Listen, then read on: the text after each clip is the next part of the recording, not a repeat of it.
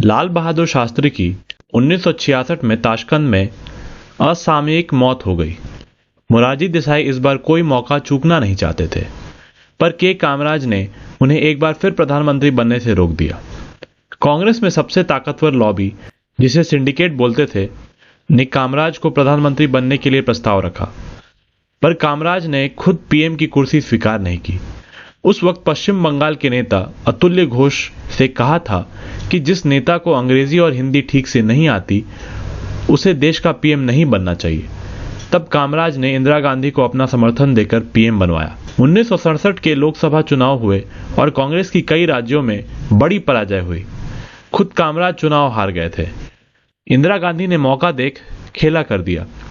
इंदिरा गांधी ने कहा कि हारे हुए नेताओं को पद छोड़ देना चाहिए। कामराज को भी कांग्रेस अध्यक्ष का पद छोड़ना पड़ा। बाद में पार्टी और सरकार में बड़े पैमाने पर मतभेद बढ़ता गया।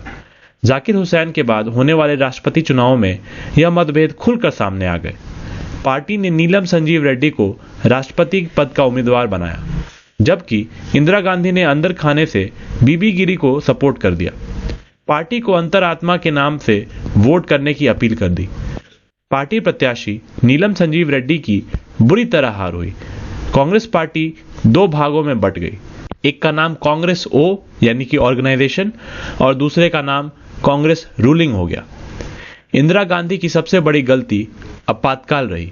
इस दौरान उनके हर काम की आलोचना हुई। उन पर भ्रष्टाचार के कई आरोप साबित हो चुके थे। इसलिए 12 जून 1975 को इलाहाबाद उच्च न्यायालय ने इंदिरा गांधी के लोकसभा चुनाव को रद्द घोषित कर दिया। उन्हें कुर्सी छोड़ने और 6 साल तक चुनाव न लड़ने का निर्देश मिला। लेकिन इंदिरा गांधी ने अपनी ताकतवर छवि और गर्म मिजाज दिमाग से आपातकाल का रास्ता निकाला।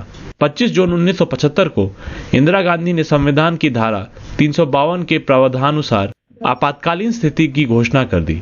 यह एक ऐसा समय था जब हर तरफ सिर्फ इंदिरा गांधी ही नजर आ रही थी। वर्ष 1975 में आपातकाल लागू करने का फैसला करने से पहले भारतीय राजनीति एक ध्रुवीय सी हो गई थी, जिसमें चारों तरफ इंदिरा ही इंदिरा नजर आती थी।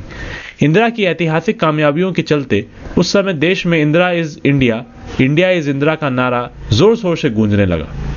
इंदिरा गांधी के लिए 1980 का दशक खालिस्तानी आतंकवाद के रूप में बड़ी चुनौती लेकर आया।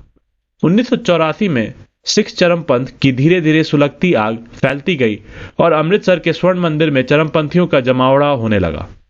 जून 1984 में इंदिरा ने सेना को मंदिर परिसर में घुसने और ऑपरेशन ब्लू स्टार चलाने का आदेश दिया। स्वर्ण मंदिर परिसर में हजारों नागरिकों की उपस्थिति के बावजूद इंदिरा गांधी ने आतंकवादियों का सफाया करने के लिए सेना को धर्मस्थल में प्रवेश करने का आदेश दिया। इस ऑपरेशन में कई निर्दोष नागरिक भी मारे गए। इस घटना के बाद इंदिरा सिख समुदाय के लिए दुश्मन सी हो गई।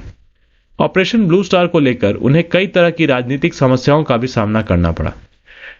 राजनीति की नब्ज को समझने वाली इंदिरा मौत की आहट को तनिक भी भाप नहीं सकी और 31 अक्टूबर 1984 को उनकी सुरक्षा में तैनात 2 सुरक्षा कर्मियों सतवंत सिंह और बेअंत सिंह ने उन्हें गोली मार दी।